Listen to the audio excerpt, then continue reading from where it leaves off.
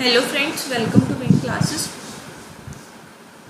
सो आज की जो क्लास है वो परम्यूटेशन के ऊपर बेस्ड होने वाली है और इसके आने वाली कुछ क्लासेस भी परम्यूटेशन के ऊपर ही बेस्ड होंगी। सो आज की जो क्लास में हम केस 1 समझेंगे एंड उसी के ऊपर बेस्ड क्वेश्चन सॉल्व करेंगे। नेक्स्ट क्लास में केस 2 एंड ऐसे केस 3 चलती रहेंगी क्लासेस एंड उसी के बेस पे हम क्वेश्चन सॉल्व करेंगे। एंड जब सारे केसेस ख़त्म हो जाएंगे देन एक लास्ट वीडियो में, मतलब परम्यूटेशन की लास्ट वीडियो में जो सिर्फ परम्यूटेशन के बेस्ड है, उसमें हम सारे क्वेश्चंस जो अच्छे होंगे उन्हें सॉल्व करेंगे। देन कॉम्बिनेशन के क्वेश्चन कॉम्बिनेशन क्या है वो देखेंगे।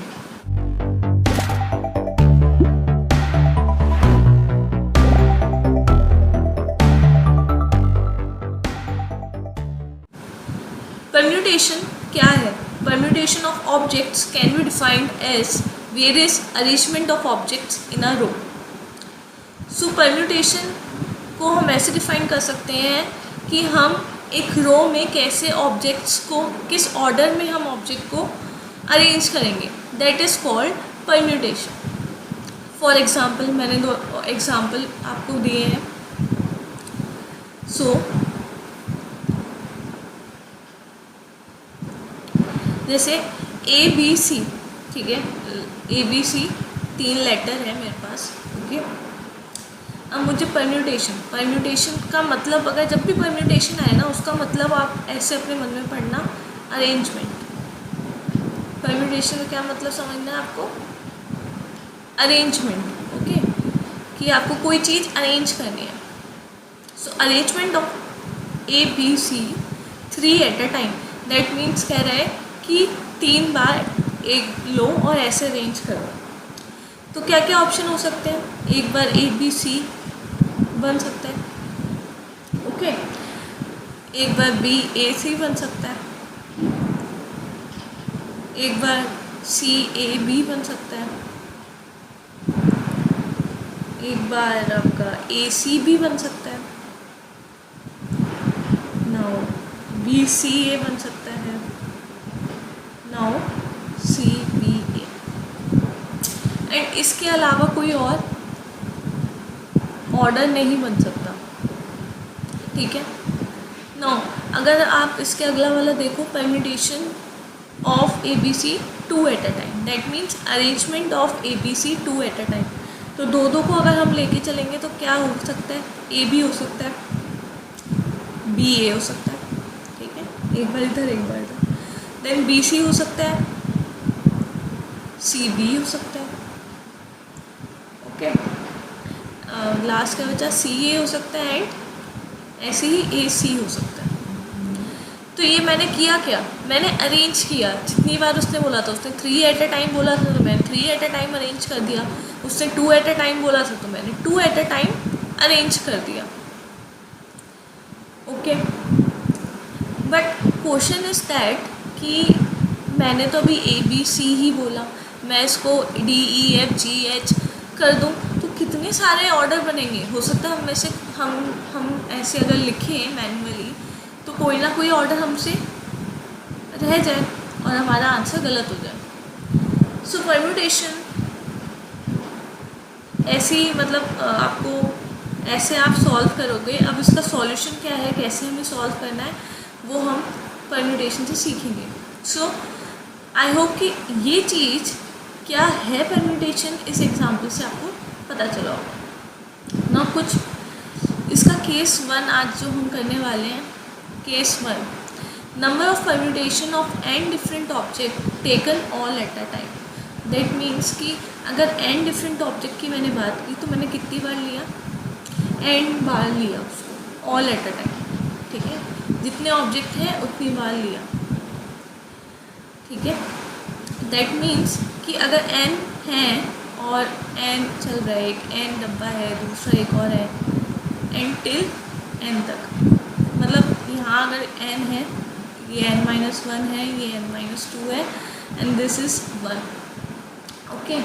तो n ऑब्जेक्ट को है, आप पे इधर कितनी चांसेस हैं आपको n ऑब्जेक्ट के लिए? इधर आप पे कितनी चांसेस हैं? You have n chances, n next you have n minus 1, next you have n minus 2 till 2 1 and this will come out to be n factorial. n factorial को ऐसे भी लिख सकते हैं। जो n वाली चीज़ें है ना वो सीखने में समझने में थोड़ा टाइम लगता है। तो इसका एक एग्जांपल ले लेते हैं। लेट्स से मैंने n को n ना लेकर मैंने कहा कि यहाँ पे n नहीं है, यहाँ पे 3 है। So number of permutation 3 different object taken all at a time. All का मतलब क्या है, 3 बार ही लिया, जितनी बार ऑब्जेक्ट है उतनी बार हमने लिया, ना कम ना ज़्यादा। सो 3 लेट से 3 डब्बे हैं यहाँ पे। ओके, पहले डब्बे में रखने की चांसेस कितनी है, 3 है। नेक्स्ट डब्बे में रखने की चांसेस कितनी है, 2 है। Next 1, answer is 3 factorial. इसे याद करना नहीं है कि केस 1 में ऐसा ऐसा होता है, आंसर दिस ये आता है, ऐसा नहीं करना। आपको केसेस इतने होंगे याद करने का, आपको याद तो छोड़ो, आपको फिर आप कंफ्यूज हो जाओगे। जब इस वीडियो में तो समझ आ जाएगा, केस 2 समझ आ गया, बट जैसे ही आप क्वेश्चन सारे मिक्स करने लगोगे आप कंफ्यूज हो जाओगे, अरे यार ये कौन सा टाइप है, ये कौन सा टाइप है। सो परम्यूटेशन में कोई भी चीज़ याद करनी नहीं है आपको ये समझना है कि हम क्या बात कर रहे हैं। करने का तरीका देखो, जैसे हम पहले की वीडियोस में अब तक करते आ रहे हैं वैसे ही हम इस वीडियो में भी कर रहे हैं। सॉल्व 3 × 2 × 1, अभी तक हमने ये किया, बट मैंने इसको नाम दे दिया एक permutation. Permutation is nothing, it is arrangement. Okay, जहाँ जहाँ परम्यूटेशन देखोगे अपने माइंड में उस जगह सोचना है परम्यूटेशन नहीं पढ़ रहा, आप अरेंजमेंट है, नंबर ऑफ अरेंजमेंट। ठीक है, सो क्वेश्चन सॉल्व करते हैं, क्योंकि क्वेश्चंस ही आपको सबसे ज़्यादा आइडिया देंगे। So the number of different words which can be form using all the letters of the word history. All the letter, कितने लेटर है, 1 2 3 4 5 6 7, तो 7 लेटर हैं। इन्हीं 7 लेटर से कितने वर्ड्स आप फॉर्म कर सकते हो, मतलब कैसे आप इनको अरेंज करोगे आपस में कि अलग अलग वर्ड बने। इसका ये मतलब नहीं है कि वर्ड का कि उसका मीनिंग है होना चाहिए या नहीं, ये इतना नहीं कह रहा, इतना डीप नहीं जाना कि अगर वो वर्ड बनेगा ऑर्डर से तो उनका मीनिंग होना चाहिए, ऐसा कुछ नहीं है। मीनिंग हो नहीं हो इस क्वेश्चन में कोई मतलब नहीं है। ठीक है, बस हमें ये बताना है कितने बन सकते हैं all at a time. Okay, तो ये वर्ड है क्या, हिस्ट्री। पहले तो मैंने वर्ड लिख दिया, एंड है कितने लेटर का, 7 लेटर का है। 1 2 3 4 5 6 7, कुछ सेम चीज़ें कर रहे हैं जो अब तक करते आ रहे हैं। ठीक है, कुछ अलग नहीं कर रहे। ओके, तो 7 ऑल एट अ टाइम ले लिया, जितने लेटर हैं उतने ही मैंने यहाँ पे रो में कंटेनर बना दिए। ओके, ऐसे समझ लो। सो फर्स्ट वाले में क्या, कितने चांसेस हैं आने के, इस वाले में कंटेनर में ऐसे लिख लेते हैं। यहाँ पे कितने चांसेस हैं आने के, 7 चांसेस हैं, क्योंकि टोटल ही 7 है। नेक्स्ट अब कितने हैं, 6, अब कितने हैं, 5, अब कितने हैं, 4, अब कितने हैं, 3, अब 2 and this is 1। So answer is 7 factorial. Same जैसे अब तक करते आ रहे हैं। ओके,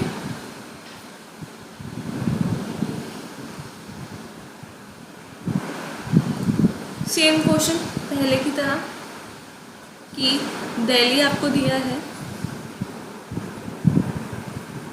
एंड आपको इसको अरेंज करना है, कितने बना सकते हो। तो ऑल एट अ टाइम लेना है। देखो यहाँ पे लिखा है all the letters of the word. Okay, तो कितने हैं, 1 2 3 4 5, 5 है तो 5 कंटेनर बनाएंगे रो में, 1 2 3 4 5। ओके, 1 2 3 4 5। नाउ अब फर्स्ट वाले लेटर से देखते हैं कितने चांसेस है आपके पास, 5 ही है। नेक्स्ट 4 हो गई, नेक्स्ट 3 हो गई, नेक्स्ट 2 हो गई, नेक्स्ट 1 होगा। Answer is 5 factorial which is 120। थोड़ा सा आप अलग सा क्वेश्चन करते हैं, मे बी इस क्वेश्चन में आप कंफ्यूज हो सकते हो, है ना। पहले आप क्वेश्चन आप देखो, पॉज करो वीडियो और खुद सॉल्व करो। In how many ways 5 different red balls, 3 different black balls and 2 different white balls can be arranged along a row? So 5 different मतलब कोई नहीं है तो बॉल ही ना। So 5 रेड बॉल है, 3 ब्लैक बॉल है, 3 ब्लैक बॉल है एंड 2 वाइट बॉल है। टोटल कितनी बॉल्स है? 10 बॉल्स। सो टोटल बॉल्स कितनी? 10 है। तो 10 बॉल्स मतलब 10 कंटेनर उनके एक रो में, ठीक है, और उन्हें हमें अरेंज करना है। 10 बॉलों को 10 कंटेनर में अरेंज करना है। सो फर्स्ट में 10, फिर 9, फिर 8, फिर 7, 6, 5, 4, 3, 2 till 1. So answer will be 10 factorial. Okay, answer आएगा इसका।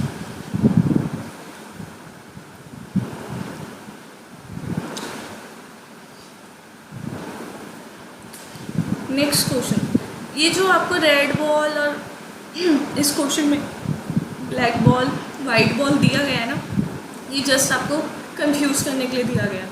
ये डायरेक्टली भी कह सकते थे कि आपके पास 10 बॉल्स हैं और उनको आप कैसे अरेंज करोगे रो में, बट ऐसे नहीं कह के इन्होंने उनको डिवाइड कर दिया, red ball, 3 black ball, 2 white ball. Okay, बस कंफ्यूजन क्रिएट करने के लिए ये इन्फॉर्मेशन दी है और इस इन्फॉर्मेशन का इसके अलावा कोई मतलब नहीं है, ठीक है। नाउ ये हमारी इस वीडियो का लास्ट क्वेश्चन है इस केस का। एंड अगेन वीडियो पॉज करो एंड खुद से सॉल्व करो, ठीक है।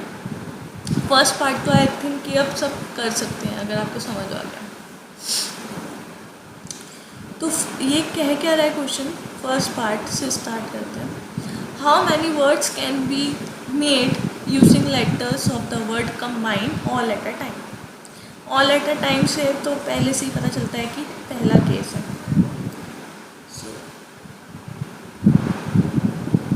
सो मैंने लिख लिया है कितने, 1 2 3 4 5 6 7। सो 7 है ये लेटर्स, ठीक है। दैट मीन्स 7 कंटेनर है, 1 2 3 4 5 6 7, है ना। अगर आप बहुत सारे क्वेश्चन सॉल्व करोगे ना, आपको इतना आइडिया लग जाएगा कि आपको ये हमेशा बनाना नहीं पड़ेगा, आप ये अपने माइंड में ही कैलकुलेशन कर सकते हो। तो फर्स्ट कंटेनर में कितने चांसेस होंगे आपके पास?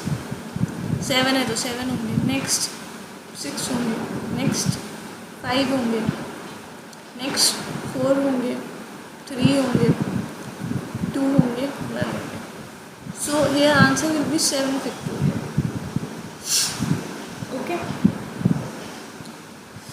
ये तो चलो इजी क्वेश्चन था। इंटरेस्टिंग पार्ट इसका B part and C part है, ठीक है, वो थोड़ा सा डिफरेंट है। How many of these words begin and और एंड विथ वॉवल? अब जो ये तो हमने टोटल निकाले कि इतने बन सकते हैं।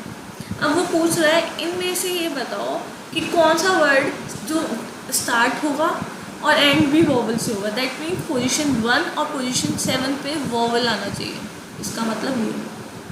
ओके, सो फिर से कंबाइन लिखते हैं। देखो ये लिखने में आलस मत करना, जो बनाना है ना अल्फ़ाबेट से, मतलब जो वर्ड दिया गया उसको लिखने में गलती मत करना, और जितनी बार लिखने का वो हो वो लिखना, आलस मत करना। 1 2 3 4 5 6 7। ओके, अब इसमें से फाइंड, एक तो पहले पोजीशन लिख लेते हैं, 1 2 3 4 5 6 7। ओके, अब नाउ फाइंड आउट करते हैं कि कितने वॉवल हैं।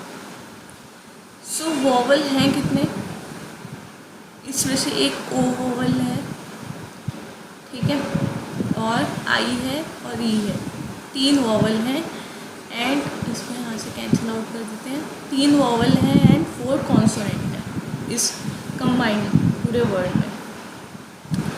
सो फर्स्ट वाले जो प्लेस है इसमें क्या आना चाहिए, वॉवल आना चाहिए, एंड जो लास्ट वाली 7th प्लेस है एंड है वो भी वॉवल आना चाहिए। तो वो वॉवल हैं कितने, 3 हैं, तो 3 यहाँ पे चांसेस हैं, एंड अब एक यहाँ आ गया तो इधर कितने रह गए, 2 रह गए। ओके, अब कितने बचे, दोनों पोजीशन ले ली अपनी, बाकी कितनी चीज़ें बची। अब उसने ये नहीं कहा है कि बीच में तो कहीं ना कहीं वॉवल आना पड़ेगा, 2 पोजीशन उसने फिक्स की है, तो हमने 2 पोजीशन पहले लिख ली। अब कितने बचे उतने अब लिखते चलते हैं, 2 चले गए, 7 में से 5 बचे, 5 then 4 then 3 then 2 then 1, that means answer will be 5 factorial into 6, that means 120 into 6, so answer will be 720, so this will be the answer। थोड़ा ये अच्छा क्वेश्चन था, मज़ा आया होगा है वो इसे सॉल्व करने में। Next, in how many of these words do the vowel and the consonant occupy the same related position as in combined? Okay,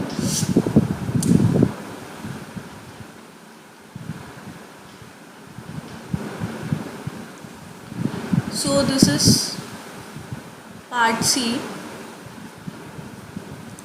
and फिर से हमें ये लिखना है combine और ये काउंट है 1 2 3 4।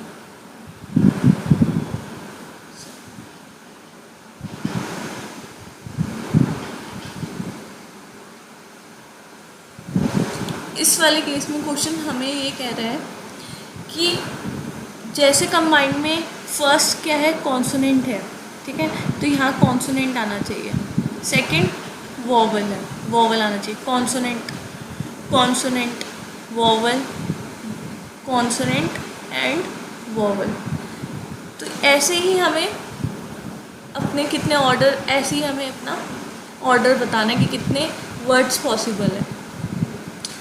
सो मैंने भी देखा था ओ आई एंड ई, ये 3 वॉवल हैं एंड हमारे कॉन्सोनेंट कितने हैं, C M B and N, ये हमारे कॉन्सोनेंट हैं, ठीक है, that means 3 vowel and 3 vowel हैं एंड 4 कॉन्सोनेंट हैं।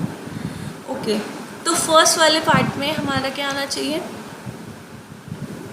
फर्स्ट वाले में कॉन्सोनेंट आने चाहिए, दैट मीन्स 4 में से 4 ऑप्शन है कॉन्सोनेंट के, तो यहाँ पे 4 आ गया।